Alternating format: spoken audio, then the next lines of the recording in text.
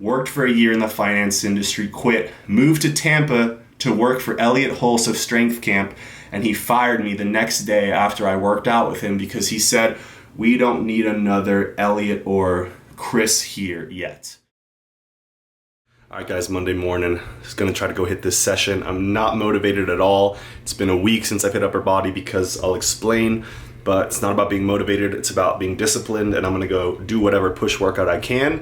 And while I'm doing it or as I'm warming up, I'm gonna update you guys on how it feels, and then hopefully we're gonna get into part 3, and I will talk to you guys for a while, film every set, and see what I can do with this bad boy.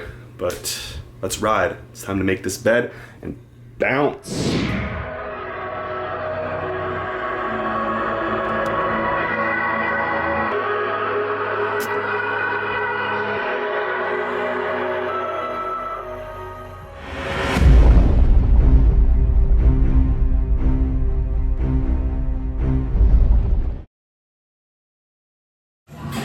Alright guys, so we're finally here testing out the hand. For those of you who remember, when I moved in with my roommate Nolan and I started coming back here, I bought this barbell right here. It was a Rogue black, I forget what, I'll put it in the picture what it was originally, but now, after some use, she is no longer black. She looks like she's gotten some good wearing, but she's still straight. So this bar, with everyone deadlifting for years, looks perfectly straight. We're gonna give it a go. Unfortunately, I can't go heavy today, but I guess once you go black, you go back to silver with barbells. So let's test it out. Shout out to Chelsea Lifts. I haven't subscribed to you in maybe a year or so, but I hope you're doing well. I haven't seen you since you competed with Humorous Fitness Brian, but I got this shirt way back, and I'm bringing it back, and it looks fucking good, so.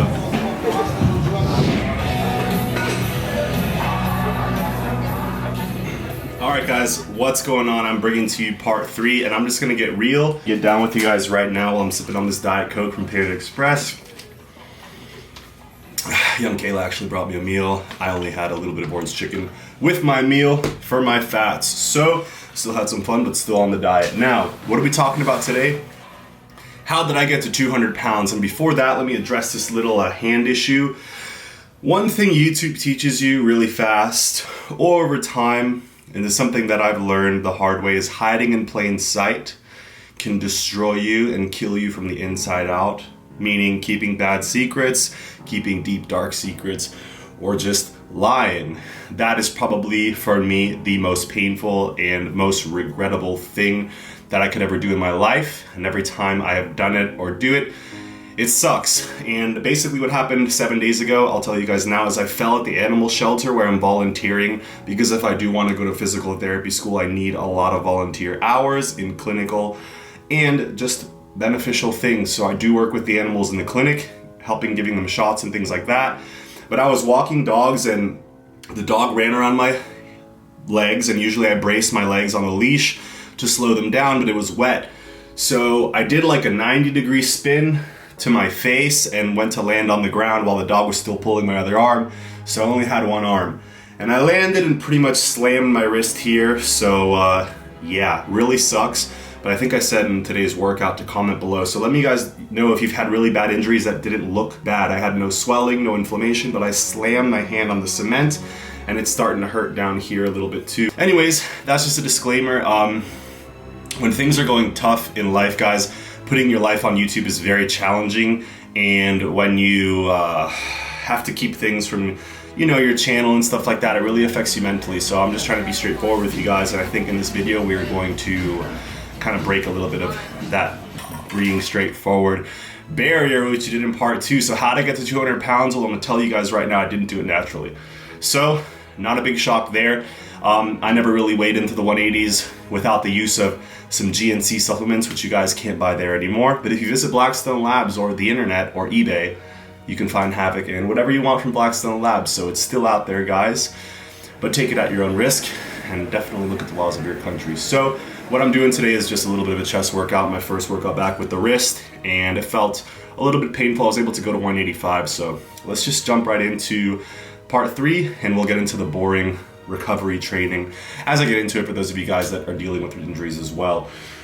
So we finished off hitting about 180 something, and what did it take for me to get to 200? Well, let's fast forward a few months, and it was either at age 21 or 22, let's keep taking these pills, or let's start bypassing the digestive system and go straight into the muscle, straight to the source. And guess what, guys? I figured out how to do that. That's right.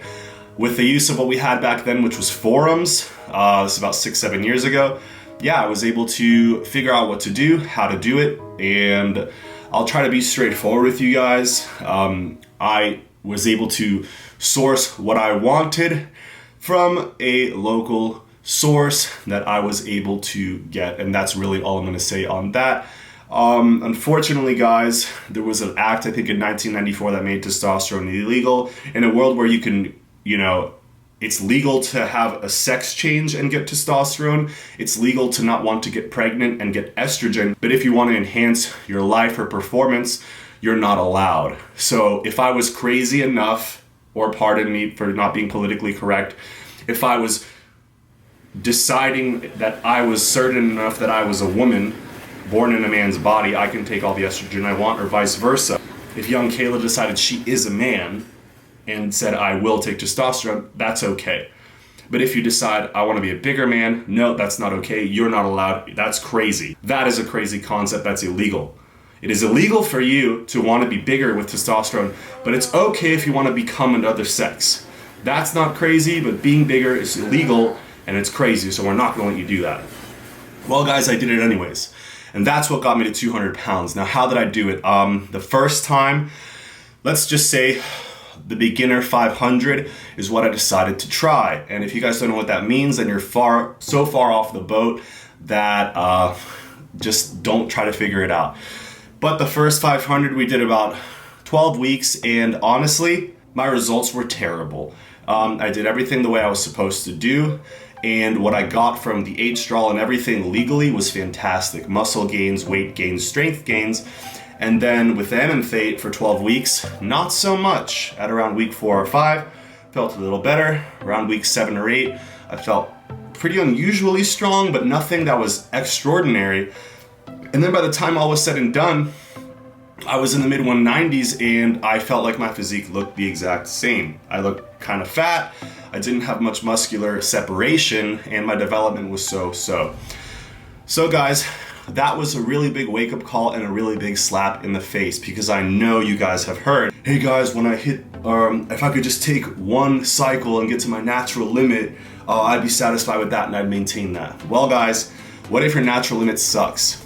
Seriously, go to any college baseball game in, say, a B-list university or a B university, and look at every single guy on the team. All those guys, or the football team, all those kids probably train harder than you do. They all probably eat better than you do, sleep better than you do, and have less responsibility than you do. They're college athletes. Most of what they do is paid for. The food is paid for. The training is mandatory and paid for, and part of your curriculum. So you're going to school to be as muscular and high performance as possible. And a lot of those kids are natural, some of them aren't. But I'd say they're close to their potential as far as muscle mass and physique goes.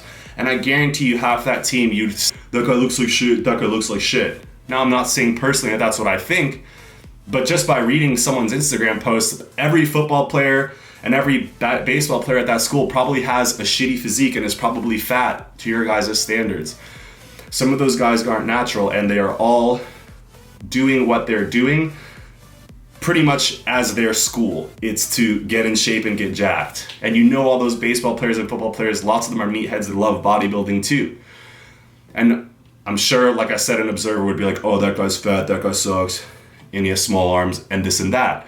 So again, if you guys want to reach your natural limit taking one cycle, like maybe I did when I was 22 or so, don't be dissatisfied if your natural limit isn't what you want it to be. And that's kind of the moral of my message, honestly, is that people like to claim that, reaching a certain limit or reaching a certain level will leave you satisfied, guys. But trust me, when you work your ass off and your level is just here and you thought it was going to be between here and the ceiling, it's really not where you want to stop. And unfortunately, that's kind of a pitfall for us. And yeah, it can lead to abuse, danger. People are dropping like flies in the industry. Poor Dallas McCarver, Rich Piana. That's just reality, guys. If you are average to below average in your luck, it's really going to happen, and it's just a matter of time. So now that I'm getting to 28 years old, I'm not the same 21-year-old was saying yes, yes, yes, yes to everything that I can try. Now I have to realize, what the hell am I doing? And maybe in part 5 or 6 of this, my journey will take me somewhere where I can answer that for you much, much better. And that's basically what led me to compete, guys. So I left FSU around 22 years old. I had already accomplished my first 500, like I said, and I was weighing in the 190s. But let me be honest with you guys, before I left FSU, I actually did hit 200 pounds gym weight, and that was the first time I ever hit 200 pounds. But it wasn't that exciting because I was eating 4,000 calories a day, tracking on MyFitnessPal, and it took me about 10 weeks to hit 200. I remember I started maybe my second 500 at 21 or 20 or at 22 by now, and my goal was to hit 200 pounds. It took me 12 weeks of eating 4,000 calories per day after all the training, eating, dieting, hormones, everything. I still had to do 3 months of 4,000 calories tracked to hit 200 while on. And I have a lot of people complaining that a diet plan is too hard, or gaining weight is too hard, or macros are too hard. Well, if you're not gaining weight, guys, eat 4,000 calories a day for 3 months and tell me if that works for you. And if it doesn't, then you can go from there. But before IIFYM was a fad and all these diets were trending, I just wanted to know, how much energy do I have to intake to maintain 200 pounds? And it took 4,000 calories per day, and I was not highly active. I didn't play sports for fun. I did shit for cardio, zero cardio, other than, I guess, walking to the bars on the weekends for staying out till 6 a.m. Maybe that was cardio. But stupid shit like that, guys. And my results looked like the effort I was putting in. Now at 200 pounds, I look like a different person. And when I started YouTube at 193 pounds, I looked like a smaller version of myself now.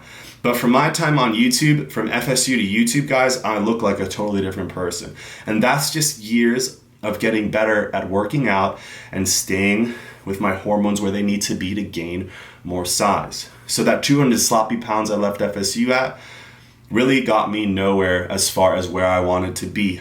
So I moved down to South Florida, started working, and kept training. Kept training, worked for a year in the finance industry, quit, moved to Tampa to work for Elliot Hulse of Strength Camp, and he fired me the next day after I worked out with him because he said, "We don't need another Elliot or Chris here yet." And I said, "Well, Mr. Hulse, I quit my job. I applied to go back to university after this summer. I am now a certified personal trainer. All within a couple weeks of you giving me this opportunity, and now you want to fire me after hiring me." And he said, "Yeah, it's not in our business model to have another trainer here. We just need an intern." So obviously, when I told my family, they're like, "Oh, you're too good for him. He's threatened by you." Reality is, guys, they didn't want someone who wanted to train kids and be an awesome trainer and be a bodybuilder and have a crazy good physique. They just wanted someone kind of pushing papers and figuring some things out who maybe happened to like exercising. And I'm not that guy, not at all. So especially coming from the finance industry, I was ready to just get down and dirty, train, do whatever the hell that had to be done, and it didn't work out. So that was summer before I went back to school to study science. I studied economics at FSU. And notice I don't talk about going to school or learning anything because I didn't. It was really a bad time for me in my life. And since I started my YouTube channel, things have turned around in many ways. And when I started my YouTube channel that summer before going to FIU to study science, that's when I decided it's time to personal train people. I moved back down from Tampa, got a job at LA Fitness in Miami, and went back to school. And now this is where I'm still at, Miami, and I just graduated. So over the past few years, I put in time in YouTube, time in competing, time in building up my clientele, and getting that degree, which I got in biological science. So leaving FSU 200 pounds sloppy, staying in the 190s, not making progress, and then finally cutting down, getting to that 193 pounds body fat, and showing up at FIU, showing up to LA Fitness training, and realizing that, hey, it's time to take this to the next level. And right here, you see me posing at, look at the sweat bead, getting excited over here, guys. Right here, you see me posing at 203 morning weight. I do have a little injury, so maybe lost, not size, but not as full as normal, or maybe I'm fuller from all the rest, but 10 pounds is the difference you see between when Elliot fired me and today. 10 pounds, 3 years. I started my YouTube channel at 193 pounds, and right now, in this video, I'm 203. So 3 years later, I put on about 10 pounds of muscle. maybe 8 or 9 pounds because I'm not quite as tight. And that's just the reality, guys. If you want to take this sport very far, take this craft or hobby very far, you're gonna hit a reasonable limit soon. And it matters a lot what you do when you hit that limit, guys. Don't make stupid decisions. Realize the decision you make today will last for the rest of your life, or for the near future at least. So stay safe, guys, and know that your limits, you don't know where they are. So trying to reach that goal by using enhancement or deciding in advance what you're gonna do with your enhancement is stupid. Do not decide in advance. Always plan for the future. Whenever someone asks, what's your opinion on me starting my first? I say, what's your opinion on doing it for the rest of your life? Let me repeat that. People always ask me, they have no idea what they're doing in the gym. They're extremely confused and they're like, hey, RZ, what do you think if I did this for 12 weeks? And I said, well, what do you think about doing something similar for your entire life? Because it's gonna happen. And I'm not saying it's gonna happen because 99% of people do that. I'm saying because 20, 30, 40% of people maybe do that. And that's a large enough significant portion that I'm gonna warn you of that. I'm gonna definitely warn people of that. And then some people are like, oh, I'll just do TRT for the rest of my life, whatever. Make that decision when you're 19 or 20 and see how your 30-year-old self has to live with those consequences, guys. The decisions you make when you're 19, most of them, they won't really affect you in the future, hopefully. But if you decide to affect your hormone levels at 19, 20, well, guess what? You have to deal with that the rest of your life. And of course, it's not a big issue to some people, and to some people, it's a very scary issue. To me, it just wasn't an issue, and I don't know why.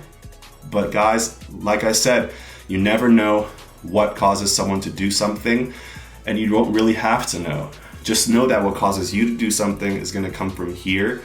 Hopefully it comes from here a little bit too, because this can get you into trouble, if you know what I mean. One thing I did forget to mention was my first shot. And goddamn, I couldn't walk for 4 days, couldn't sit in the car, couldn't roll over in bed. And let's just end the video on that note. I'm gonna make a note here to talk more about that type of pain. But when we get into contest season and switch from NF8 to prop, be ready to not walk. Be ready to not walk for a lot of days, and be ready to cry during your leg workouts. We'll pick up next time, starting my competition season for the first time, and the conversation I had with my coach. And I'll just give you guys a little hint.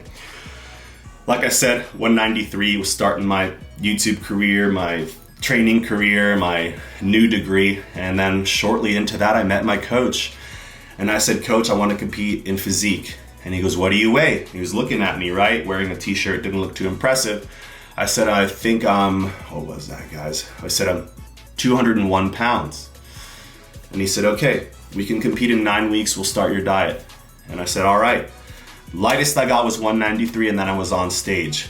And I'll just remind you, I'll leave a little teaser of the conversation I had with him. He just goes, do you want to be competitive? He goes, Raphael, do you want to be competitive? And I said, of course I want to be competitive. And he goes, do you know what it takes to be competitive? And I said, yeah, I'm willing to do whatever it takes to be competitive. And then he goes, what are you doing right now? And I said, I'm on TRT, I'm on a little bit of VAR, and take my anti-estrogen. He said, okay. He goes, well, this is what I'm gonna have you do, this, and this. You tell me if it's something you wanna do. And we had that conversation, and it went a way I will never forget. And that was my introduction to the hardcore bodybuilding competition lifestyle, guys. So again, when people ask me, hey RZ, when's a good time to compete? Do you think I could be ready by this time? What do you think I should do for my first? It's like, dude, you don't know what you're getting yourself into. You do not know what you're getting yourself into, but more power to you if you can get in and get out. Again, guys, the best thing you can do in this drama, or in this, as Louis Marco says, the best thing you can do in this discipline, in this bitch, get in and get out. I got in and I didn't get out, and I'm dealing with it now, and I have to be healthy and I have to be honest with you guys, and that's coming soon too. So thanks for bearing with me through this one, guys. I hope it helped. I hope I was detailed enough for you guys to know what I'm talking about. If you guys appreciate it, leave a like, leave a comment, email me for coaching, email me for questions, in-person training, online training, consultations, just to talk nutrition, just to talk the serious shit that goes down when you get into this, whatever you want to call it. So thanks, guys. RZ Fitness signing out. Please visit the website, www rzfitnesstraining.com to check out the coaching services, to read the About Me, and then just drop me an email or send me a message if you'd like to. So I'm out. Peace. Whoosh.